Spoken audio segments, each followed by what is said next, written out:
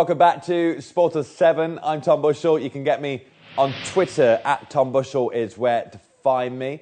Local sport to come as Chris McHardy and myself look at the big stories. Right now, though, I'm at Dubai Creek for the conclusion of the Dubai Creek Open, the first event of the 2012 MENA Tour. The 2012 MENA Tour is underway, and over the next 6 weeks tournaments will be played across the UAE and for the first time Saudi Arabia. The Dubai Creek Open was the first tournament on the 2012 tour, and Zane Scotland came away with the winner's cheque and trophy. Saying well done, big win, gives you lots of confidence for the rest of the MENA Tour. Yeah, it's a really good feeling. I came in with a little bit of confidence. I knew I was playing well, and then to back it up with winning, there's no better way to do it, no better feeling, really. I know I've seen comments from you this week that you say you're in the fittest kind of form of your life, so you need to be winning tournaments like this, don't you, to progress? Yeah, definitely. I mean, I've been hampered by injuries over my career. Some of them I couldn't do much about, and some, just have been a bit silly. But at the moment, I'm injury-free, and I guess since turning 30 this year, maybe I've got a little bit wiser, and I'm just looking after myself a bit better, and it's showing. And this course, first time you've played the Dubai Creek, it's a fantastic course, though, isn't it? A fantastic facility to play golf. Yeah, it's really good, because I played all the other courses in Dubai. I spent quite a lot of time here, but funny enough, I never played here, and obviously heard good things about it, and I was really pleased with it. We got to see it in the course in good condition, and it's a funny course because you can sort of bomb it a little bit for most of the rounds, and then all of a sudden you stand up on the 17th, and it's so tight. You've got a walking single file down that 17th hole. It really jumps out at you, but yeah, it's good. Of course, the tour goes off to Saudi Arabia for the first time for 2012, and that's going to be great for golf, isn't it, as a whole? Because, of course, professional golf has never been played in the country before. Is that right? Yeah, that'd be really good. It's brilliant. I think with golf, it takes you to places which I wouldn't necessarily have gone to if it wasn't for golf. And getting to go and see Saudi, I'm really looking forward to that. Go and see a different culture and go somewhere where professional golf hasn't been. And obviously this tour has more players than ever before on this time around. Do you feel the pressure of that field kind of behind you as trying to chase you down on the final round? Yeah, definitely. I mean, there's some really good players here. I was playing next one today in Stephen Dodd. You've got Ross McGowan, and a bunch of other really good players. Names that I recognise, and it puts you under a bit of cosh. Especially I got to a good start, but it's very much like I need to really press on here and keep my standards up if I'm going to finish it off, because anybody could throw in a low number, but thankfully nobody did really throw a really low number at me, and I was able to see it off. But yeah, it's good. I think last year it was pretty strong, and this year it's strengthened again. And I think it'll go from strength to strength. Saying good luck for the rest of the tour. Thanks a lot. When you think of golf tours, you think PGA and European. The MENA Tour, however, is growing rapidly. The tour started out with around 80 members. Now, over 140 are competing. Mohammed, the first tournament of the 2012 MENA Tour underway, and a big success? I think so, yes. Compared with the first tournament last year, we are double the numbers, 72 to 123. So that's a good start, I think. And 2 more tournaments this year as well, so I think we're on the right track. And when you talk about growth, of course, this year you are going to Saudi Arabia for the first time, which is great for golf in the region, isn't it? That's the whole idea of the MENA Golf Tour. If you notice, our tour is different, whereby we have amateurs and professionals in the same time. I think the idea is to try and encourage the local golfers, being expats or original nationals from the MENA region. We're trying to get them to experience the pressure under competition conditions, and I think we're getting there. If you see the number of Moroccans and the number of Emiratis who are playing, I think we're on the right track again. As you say, of course, so many more numbers on the 2012 tour, so hopes that it will grow and grow over the coming years? I think so. If anything, it's the location of our part of the world. It's easy for people to come from different parts of the world.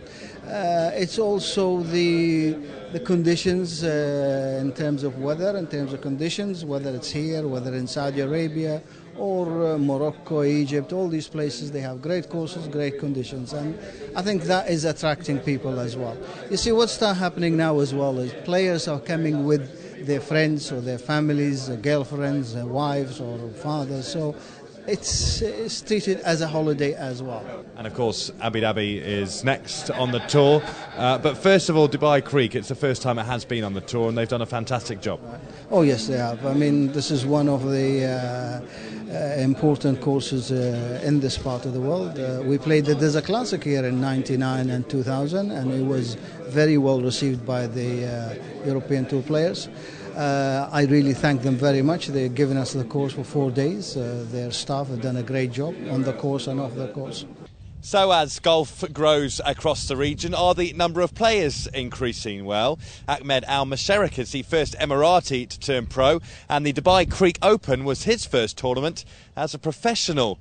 He felt the pressure though, finishing day one 10 over. It was always going to be tough, to be honest. I think the amount of media exposure, turning professional, making that giant leap from amateur to professional. But I think he did. I think he coped with it quite well. You know, first day he did struggle a little bit. Second day he recovered well, and I think he's learnt a lot. I think he's learnt more on how to deal with the pressures of being the first Emirati professional, deal with professional golf in itself. So I think he'll learn, and he'll still go ups and downs over the next few weeks. But it's a great experience for him. Of course, the added pressure that Dubai Creek is his course. This is where he's played the most, isn't it? So he's got this out of the way, and he can really kind of look forward to the next 5 tournaments on the tour. Yeah, you know, it's home course, yes, but when you put the tournament in a different mode, the greens are faster, they're firmer, the competition, the players, home advantage really doesn't matter in the end, you know. So it's, but I think he fared well, and I think, you know, Saeed Thabit, who's the other UAE national who played, I think he sees what Ahmed's done, and there's a possibility he may even turn professional in the near future. So 2 players have got a great prospect ahead of them. The next stop for the MENA Tour is this week at the Saadiyat Beach Club for the Abu Dhabi Open. Congratulations, Sains Scotland. The second event is this week, the Abu Dhabi Open, taking place at the Saadiyat Beach Club. Sport on 7 tips now. We intend to make you the best in whatever it is you are passionate about. This week, we're making you the next Roger Federer, Novak Djokovic, or maybe Venus Williams. Here's Sergio from Tennis 360 Academy.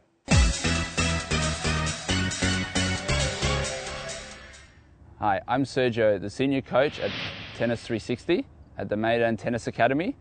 And today, with the help of Gwen, we're going to do the off forehand. Okay? But the key to this is the movement pattern that you need to have. Okay? Most people have no trouble hitting the ball, but the movement pattern is what gets them in the end. Okay? Basically, the off forehand is when, if you're a right-hander, you're on the backhand side of the court and you're hitting to the right-hand side of the court on the other side. Okay? So what's going to happen now is Gwen's going to start in this position. She's going to form basically an L shape. Okay?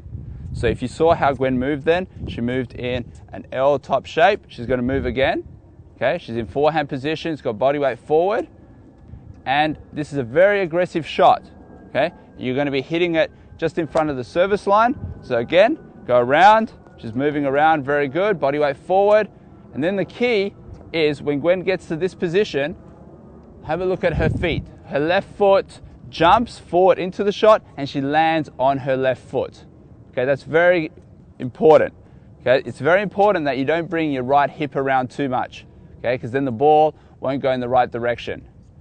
Okay, so have a look at her left foot. She goes around, left foot sets up, she lands on her left foot. Okay, keeps that right hip around. Okay, one more time. Okay, go around. And here, bang. Okay, very good.